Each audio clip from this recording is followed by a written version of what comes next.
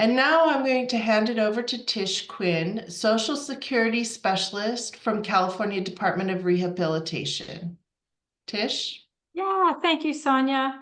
Good morning, everyone. I am happy to be here to discuss disability benefits in employment. Not quite a hot topic, but certainly an important one. So today, I hope to clear up some of the confusion about going to work while on disability benefits and to help you better understand the key concerns often shared by individuals with disabilities and their families. Next slide. So throughout today's presentation, I'll provide an overview, as Sonia mentioned, of Social Security disability programs, Supplemental Security Income, SSI, and Social Security Disability Insurance, clarify some of the common myths surrounding benefits in employment, and offer some practical tips on how to have conversations with individuals that you're working with and their families about working while on benefits. We'll also dive into some key resources, California's Achieving a Better Life Experience, CalAble accounts, and the California Disability 101 website. Both are just really great tools to help individuals and their advocates learn more about the supports available to help with financial literacy and the transition to work and competitive integrated employment. And then finally, we hope to open it up for your questions. Next slide, please. So balancing work and benefits can be really confusing and very complicated, but it isn't something that individuals have to navigate alone. So working with a benefits planner can be a valuable step in helping individuals understand how employment impacts their benefits. The Department of Rehabilitation offers work incentive planning services. We call them WIP services. And for those not connected with DOR, the Social Security's Ticket to Work program provides access to community work incentive planning and assistance programs statewide. Additionally, some independent living centers also offer benefits planning services. Okay, so these services really do help bridge the gap between receiving benefits and successful employment by offering free, accurate guidance to individuals with disabilities. They empower beneficiaries to make informed decisions about their work goals with an understanding of what's going to happen to their benefits. Okay? This understanding leads to greater financial literacy, improved finances, and successful employment. Additionally, these services ensure that individuals maintain essential benefits like healthcare while understanding how to avoid potential issues with Social Security. Now, generally, WIPs and WIPAs work with individuals who are either actively seeking or already employed, prioritizing those with immediate needs. So in your roles, you can assist individuals in connecting with a WIP or a WIPA. And then before helping them arrange that meeting, it's a good idea to help them request a benefits planning query. Okay, this is a report from Social Security. It's good to know the number 2459 because when requesting the BPQY, oftentimes the service, the technician at Social Security is not familiar with it. So if you're going to connect the individual you're working with work incentive planning services, it would be really great for you to help them get that benefits planning query from Social Security. So this is a report that provides detailed information on a person's benefit status, which helps a work incentive planner analyze the situation and provide accurate guidance, right? So individuals or their representative payees can request this report for free from their local Social Security office. No one wants to go into the office. And so the other alternative is to contact Social Security's call center to request the report. And I'll share that number with you a little bit later. Next slide, please. All right. Now I'd just like to take a few minutes to share how you can help individuals connect to personalized benefits planning services. If you're working with someone who is participating in DOR services and ready to give work a try, for instance, in a paid work experience or an internship, ask their DOR counselor or service coordinator for a referral to meet with a DOR WIP. It's that easy. Okay. For more information about WIP services or want to share information about WIP services with the individuals that you support, Feel free to visit our website at dor.ca.gov/home/SSA. Again, all of these resources will be sent to you a little bit later.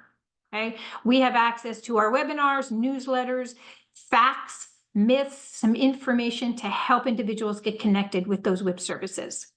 If someone is not receiving services from the DOR, they can still access free benefits planning and employment supports through the Social Security's Ticket to Work program. Right? Social Security makes it really easy to find a local WIPA or other supports if needed. You can run a zip code search on the Ticket to Work website's Find Help tool.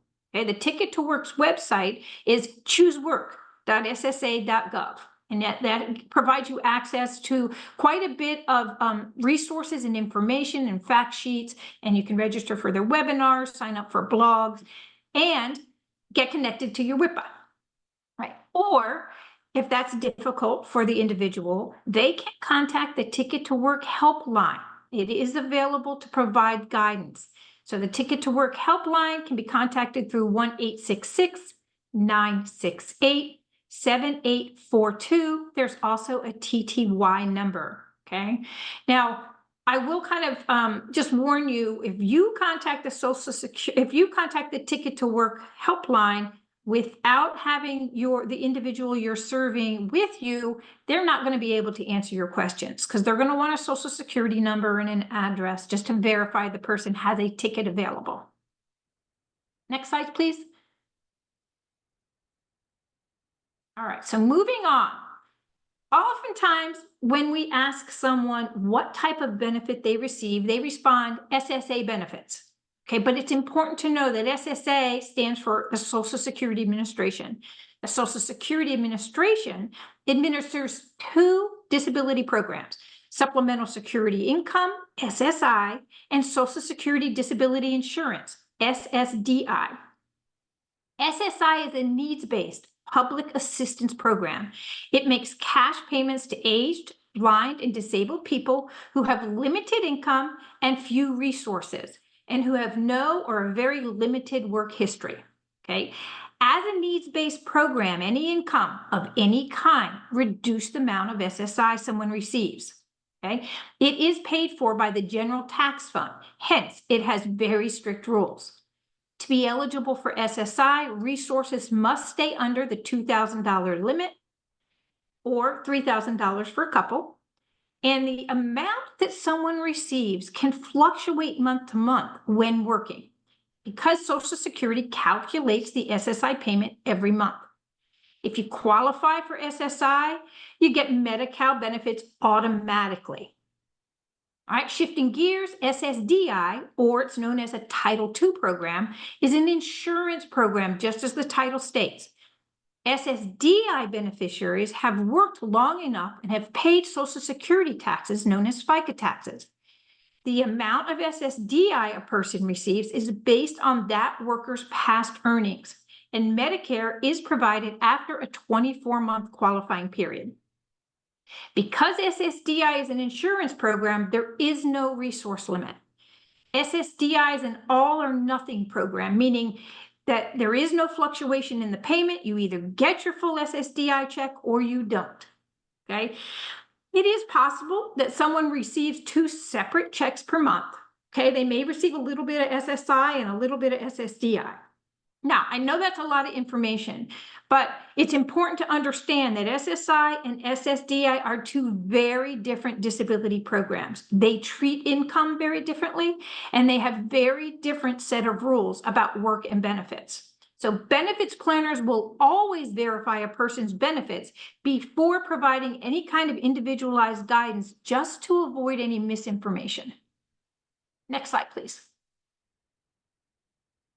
All right, so receiving disability benefits is based on Social Security's definition, and this is important to understand, okay, which involves having both a disability and the inability to perform substantial work activities.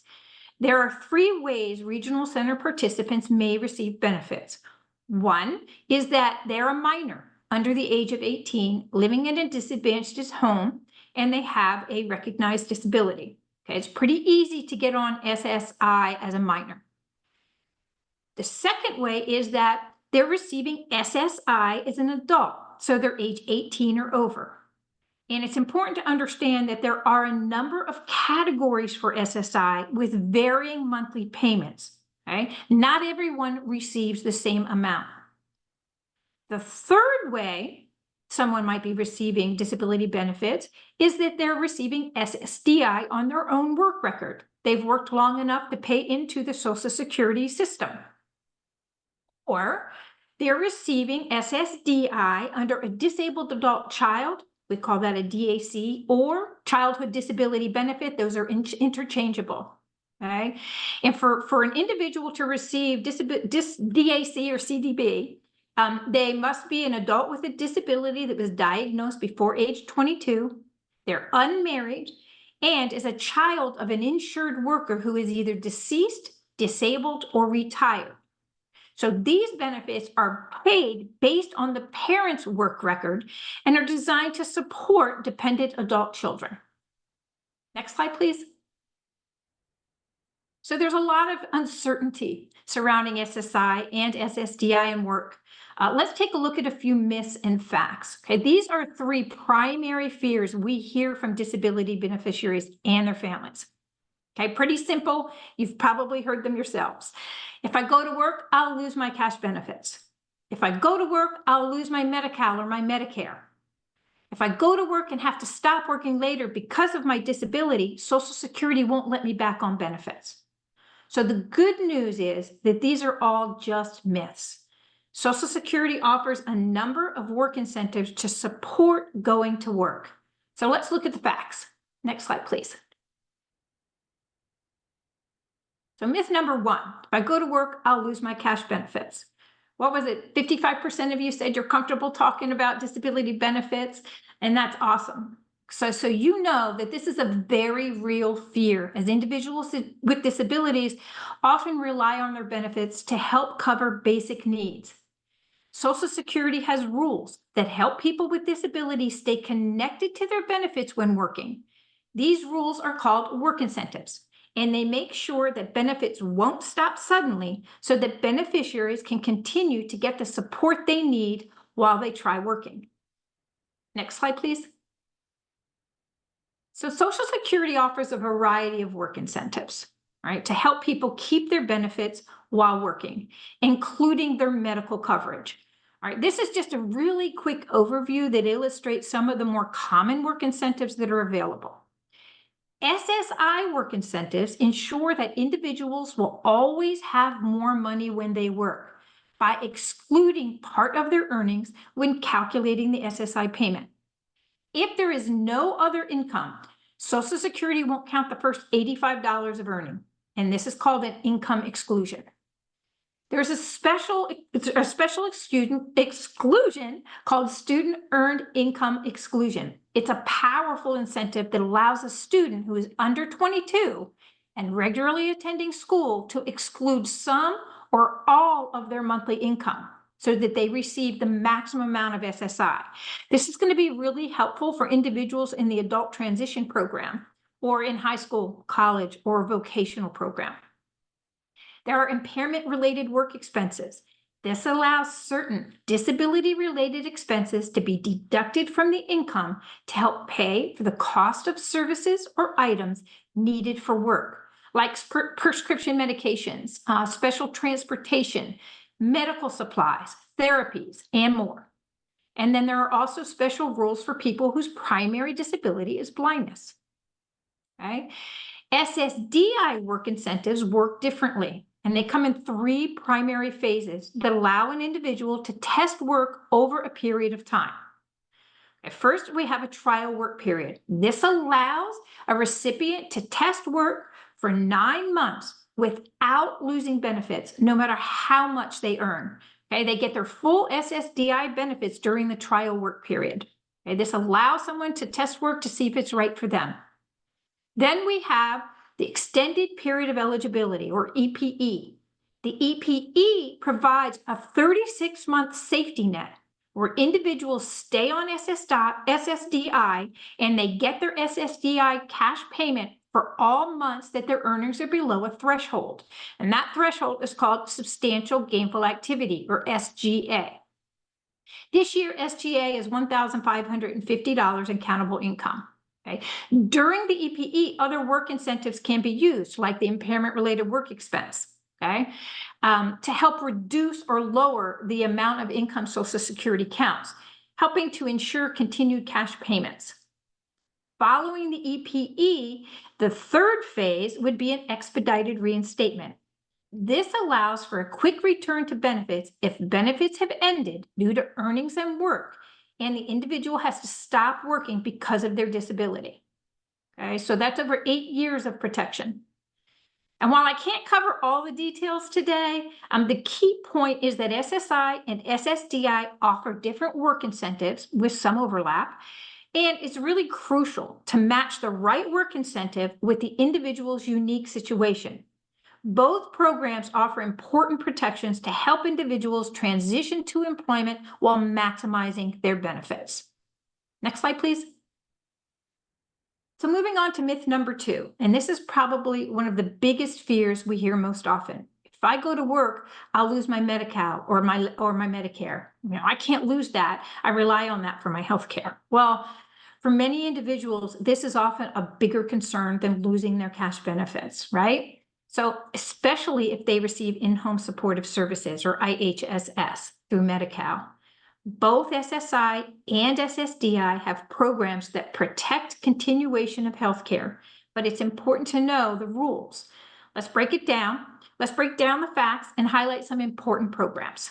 Next slide, please. Okay, real quick overview. Social Security has safeguards to ensure continued access to healthcare. SSI, as I mentioned, automatically receives Medi-Cal. Okay, there are 3 main pathways for maintaining Medi-Cal while working.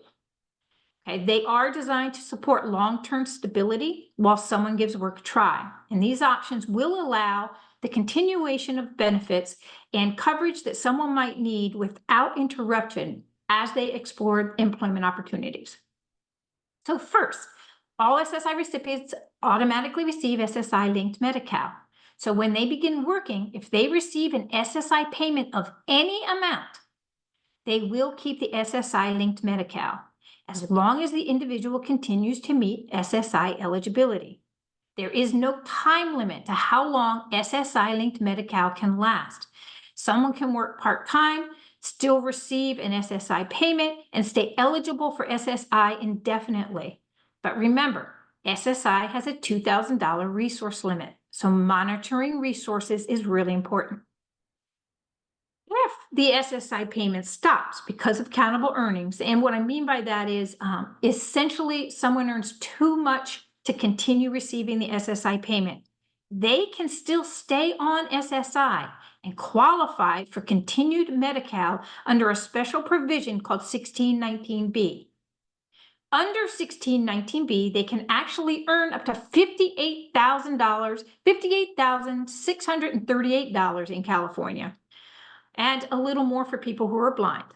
Okay, this amount does change every year, so we expect that to go up next year. 1619B happens automatically as long as the individual continues to meet SSI eligibility. Okay, remember, keep in mind, we have a resource limit of $2,000 for an individual, $3,000 for a couple, right? So talking about some strategies of where to put that money while working and how to save safely is going to be pretty critical. Okay, another nice thing about 1619B is that if someone has to stop working, right, all they have to do is contact Social Security, let them know that their income has dropped, and Social Security will recalculate that SSI payment and start it up again without any questions. So 1619B is a really important work incentive that provides significant protection for continuation of Medi-Cal. Okay. And then lastly, another great option that is not linked to SSI, but is a program that is available for people with disabilities, is the 250% Medi-Cal Working Disabled program. This is a special program which offers free Medi-Cal for people with disabilities, and they can work and earn up to $76,320 in California and still qualify for this coverage. So the good news here is that this program is a great option to mention for the future if someone hopes to move off of SSI, especially, right, if they're in a time of transition. There is a provision with Social Security under 1619B where benefits will continue for at least 3 months once someone has been terminated from SSI. So during that 3-month period, they could be applying for the Medi-Cal Working Disabled Program for continued Medi-Cal coverage. Okay, applications can be submitted through the County Department of Social Services. All right, next slide, please. SSDI beneficiaries keep their Medicare coverage when they go to work through 2 main programs. The first one is the Extended Period of Medicare Coverage, or EPMC, and that allows for continued Medicare coverage for at least 93 months following the 9th trial work period, regardless of the earnings. Okay, that's over 7.5 years of protection. And even after that, someone can buy continued Medicare coverage if their benefits have been terminated, as long as they continue to have a disability. Right? The other good news is that SSDI beneficiaries can also take advantage of the 250% Medi-Cal Working Disabled Program.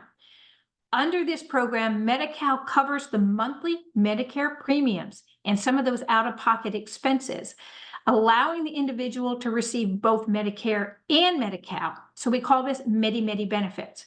Right? This allows for the individual to save more of their income without having to pay $174 for that monthly Medicare premium. So as you can see, there are several work incentives that debunk the myth of losing healthcare when working.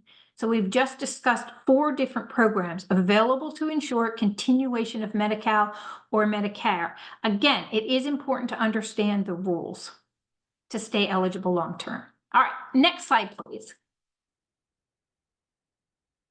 So let's quickly address this last myth. Myth number 3. What if I go to work and have to stop working because of my disability? I won't be able to get back on benefits. Well, let's take a look at the facts. Next slide, please. So the truth is, expedited reinstatement, or EXR, lets people who stopped receiving benefits due to work restart them quickly within 5 years if they are not able to keep working because of their medical condition. They won't have to file a new application. Think of expedited reinstatement as a 5-year safety net, right? And so you get back onto benefits quickly. You get provisional benefits for 6 months while Social Security does a medical continuing disability review just to assure that you still have a disability. And then your benefits are reinstated. That's reinstated Medicare, SSDI, the Medicare is reinstated right away. SSI and Medi-Cal, again, are immediate. All right, so we've covered a lot of information. And now that we've covered some key points about working while on benefits, let's shift gears and look at a few case scenarios to clarify things. Next slide, please. All right, so you are all familiar with Elena from your last training, right? Elena is 18 years old. She receives SSI benefits. She lives at home with her parents and pays rent. She wants to explore work and be more financially independent. She has no other income, and she hopes to work about 20 hours a week, so her estimated earnings are about $1,385 per month. What will happen to Elena's SSI payment? So there are many factors that must be considered when we're calculating an SSI recipient's monthly payment. So today we're going over just a simple overview to show how income from work affects Elena's SSI cash benefits using a general SSI calculation without applying any other work incentives. Okay, so there's a few simple steps to follow. First, Social Security is going to look at Elena's gross earnings. So Elena earned $1,385. She reported her income to Social Security. And that gross income, remember, is income before anything is deducted. So no taxes or other deductions are taken out. All right, so we have $1,385 in gross earnings. Social Security will apply the income exclusions. If there's no other income, that's $85. We have $1,385, subtract out the income exclusion of $85. That gives us a remainder of $1,300.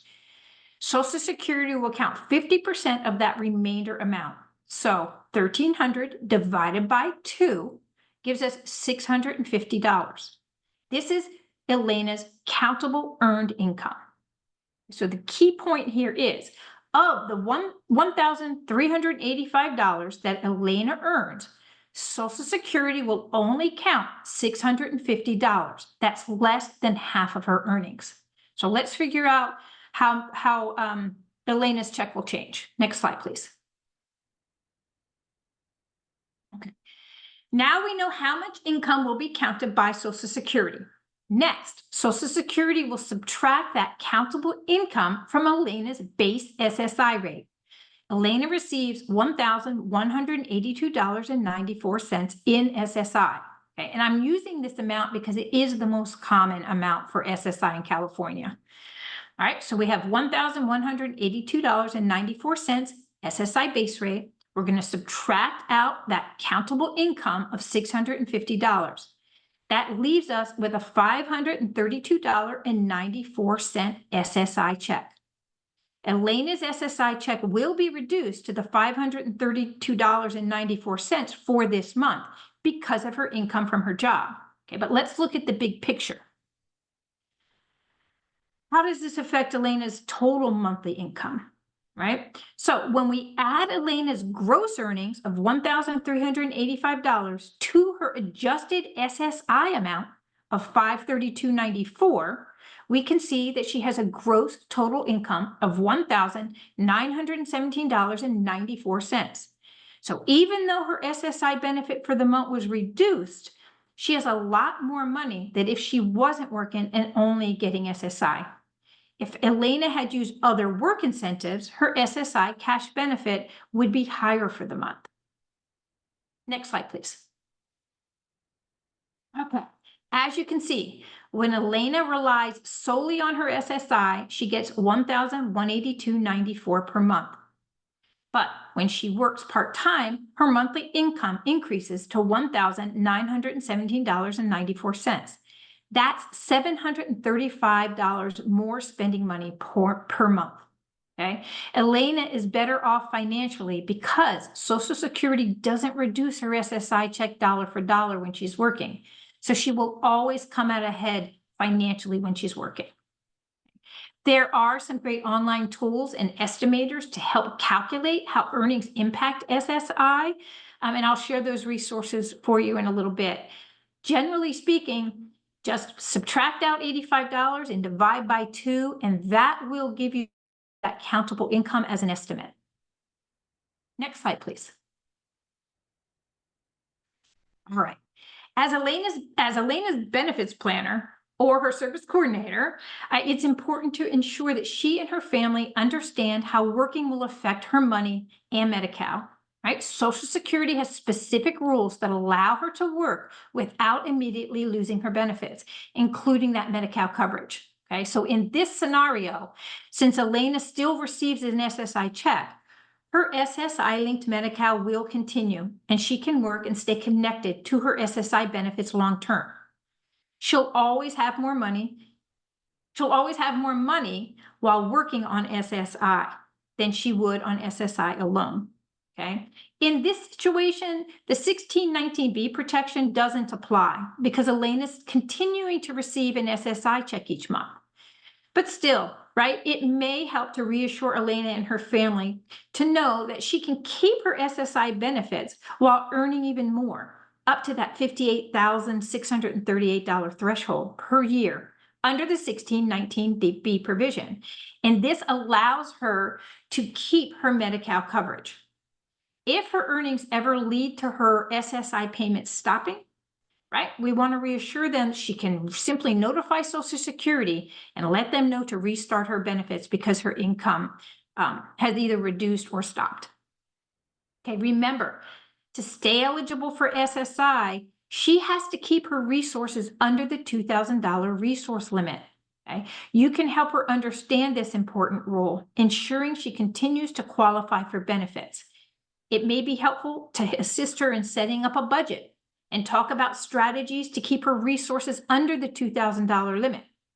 All right, one thing that I would like to share with you is that when we're talking about strategies to keep under the $2,000 limit, Social Security only looks at resources at midnight on the first of the month.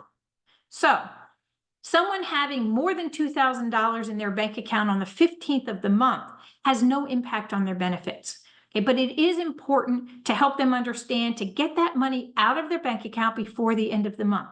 Pay down some bills, pay rent, move it into a CalAble account before the end of the month, and they'll stay eligible for those SSI benefits long term. Okay. Since SSI payments are calculated monthly, it's also really important that Elena and her family understand their wage reporting responsibilities, right? And so we'll talk about that a little bit later. Next slide, please. All right. So next we have Cindy. Cindy is 27 years old. Her SSI is being reduced because she's living at home with her parents and she does not pay rent. She receives Medi-Cal in-home supportive services. She may consider part-time work, and mom is her representative payee. All right, so Cindy would like to work part-time, but her mom is fearful that she will jeopardize her SSI eligibility. So she's currently receiving a reduced SSI payment and is dependent on her Medi-Cal coverage to cover those in-home supportive services. Cindy's mom is her in-home supportive services caregiver. It's important to consider that not only are they dependent on Cindy's SSI check, but also the IHSS worker salary for her mom. Mom also serves as Cindy's representative payee, so she is ultimately responsible for communicating with Social Security on Cindy's behalf. Next slide, please. So in Cindy's case, we want to assure her and her mom that Social Security rules will allow Cindy to work part-time, earn more money, and still keep her SSI benefits and Medi-Cal. So in this scenario, we know that Cindy only wants to work part-time, so we can focus on the SSI calculation to show Cindy and her mom that she will have more money when working. And it's really important to explain that Social Security calculates the SSI payment every month. So as earnings go up, Social Security will adjust Cindy's check accordingly. If she stops working, it will be adjusted to the full amount of her SSI. However, Social Security only counts less than half of Cindy's wages when calculating her monthly SSI check. So she'll still receive a partial payment plus her income from work. So for example, if Cindy earns $1,000 based on Social Security's calculation, they will reduce her SSI check by $457.50. Social Security rules ensure that as long as Cindy receives any amount of SSI while working, she stays on SSI and her SSI-linked Medi-Cal will continue. So this means there'll be no effect on the IHSS support for either Cindy or her mom as a caregiver. In this case, I would also highlight other benefits of working, like making more money, a chance to build savings for future, make new friends, develop a new skill, and start to learn how to manage money.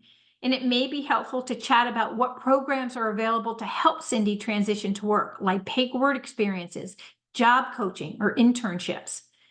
So discussing the SSI resource limit is always critical for someone on SSI. But since Cindy receives Medi-Cal IHSS support, we have to be very clear about helping her monitor her bank account and provide information about CalAble to help her save with no impact on her SSI benefits. A few things Cindy's mom may consider include having Cindy begin to pay rent. Okay, just $350 a month in rent may help to increase the amount of SSI she receives up to that maximum California amount of $1,182.94. Additionally, it's important that Cindy and her mom understand their responsibility to report changes in Cindy's income and her living arrangement to Social Security. We can reassure Cindy and her mom that Social Security benefits and part-time work can work together. Next slide, please.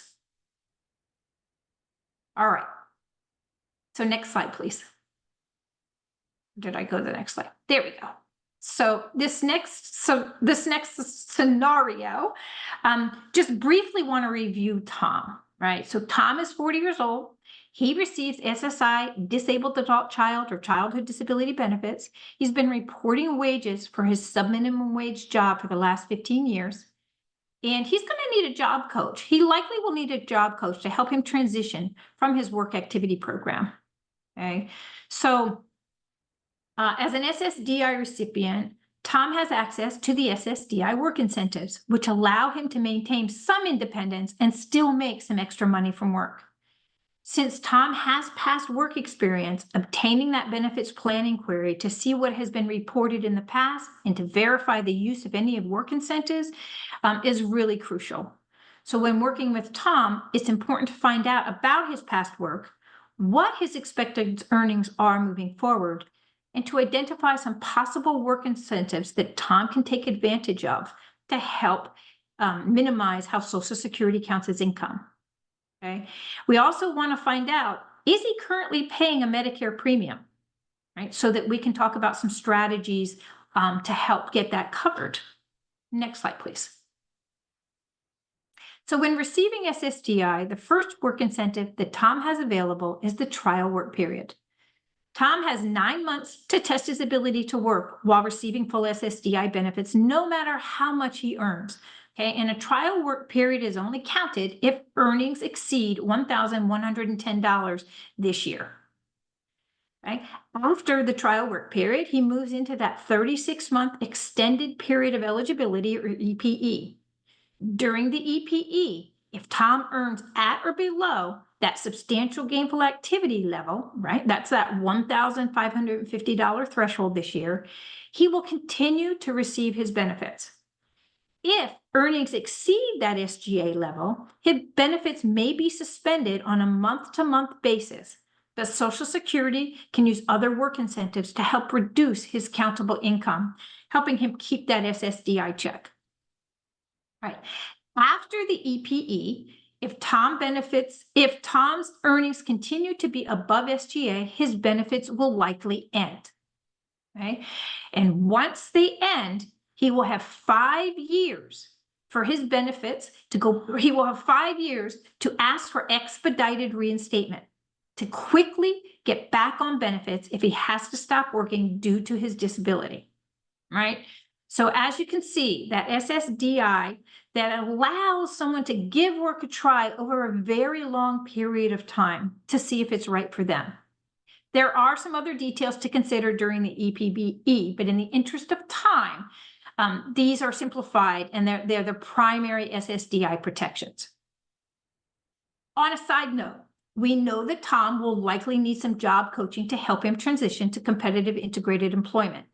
So during the EPE, Tom can use work incentives to help offset how Social Security counts as income. So first, Social Security is going to look at Tom's gross monthly income. Okay, Tom's working part-time, at 25 hours a week, earning $16 an hour, and that's approximately $1,700 a month. Right? And then Social Security is going to calculate the value of the job coaching. So for now, Tom's receiving 50% job coaching. Right? And that's, if we look at 12.5 hours and we multiply that by $16 an hour, we're going to get $850. So Social Security will deduct the value of the job coach to determine the actual value of Tom's work. So the $1,700 of gross earnings with no work incentives would be above SGA, and Tom would not receive his SSDI check if he were in the EPE.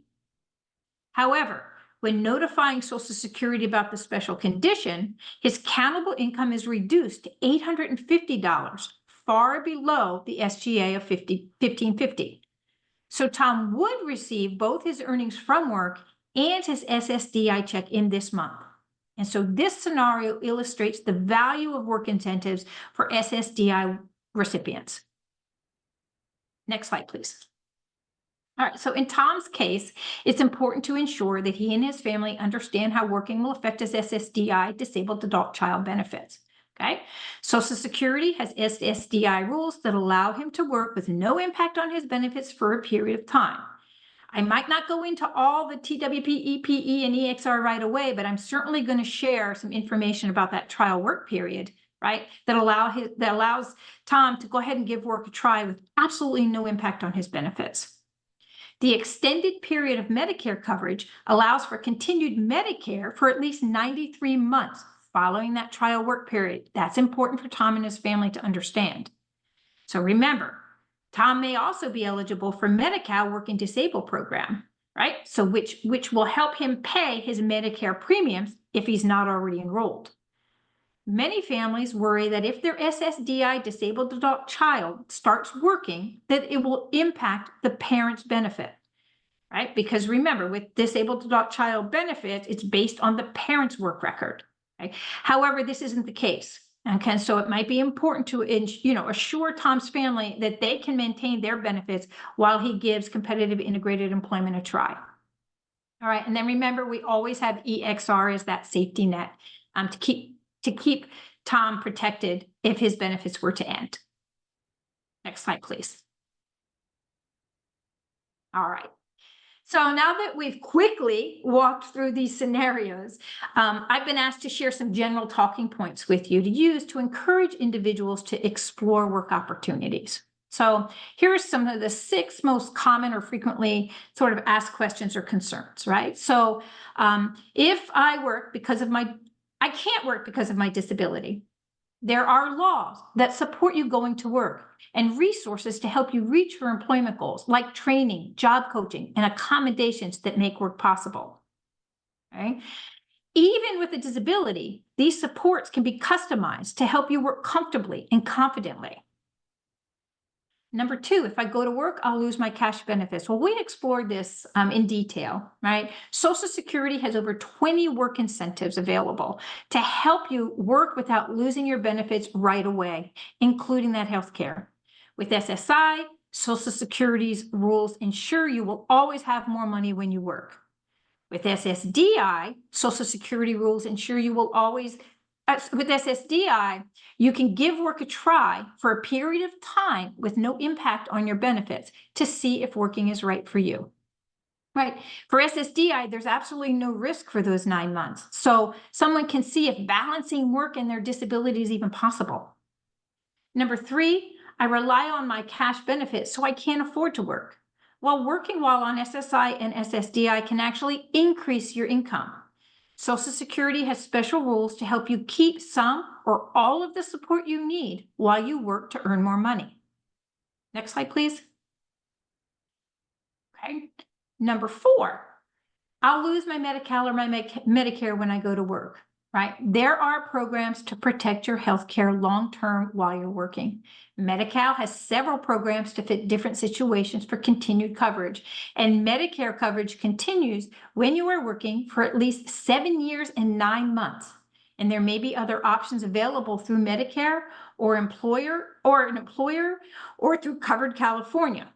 Okay. You can also qualify for continued health care programs through Medi-Cal Working Disabled program. Okay, that is independent of SSI, or continue to pay for Medicare for people with disabilities who work.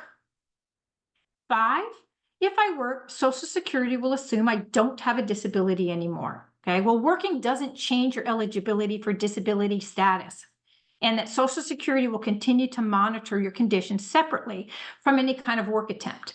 Okay, so Social Security routinely conducts continuing disability reviews, and that's based on the information they have about someone's impairment. Social Security wants you to give work a try if you're able. And if you're using your ticket to work and making timely progress towards your employment goal, they won't do a medical CDR. And lastly, if my benefits end because of my work and earnings, I won't be able to get back on benefits. Well, during the expedited reinstatement, you can receive provisional benefits while you're waiting for a formal decision, right? So if the benefits stop because of your work and earnings and you have to stop working or reduce your hours due to your medical condition, you can restart your benefits without having to reapply. SSI and SSDI both have rules that allow you to quickly restart benefits within 5 years when benefits stopped. Okay, so there's some pretty good simple talking points for you. Next slide, please. All right. We all know that wage reporting is really important. It helps ensure accurate benefit payments on Social Security's end. Okay, so it's important to help individuals understand their wage reporting responsibilities. Okay, there are a lot of options to report earnings. So someone can pick whatever works best for them, right? They can go into the office with their pay stubs. They can call the telephone wage reporting service. They can mail them in, fax them in. Okay, there's an SSI wage reporting app, right? That only SSI individuals can use, or they can use the online My Social Security account, which is a great tool to manage benefits and report wages online. Right? Not reporting income can lead to potential issues such as overpayment, which may result in the need to repay the funds or even risk losing benefits. Okay, so to avoid any kind of overpayments, we recommend that you report wages to Social Security between the 1st and the 6th of every month. For example, wages earned in January should be reported by February 6th. Next slide, please. Great resource for people with disabilities is the Achieving a Better Life Experience account, known as ABLE accounts.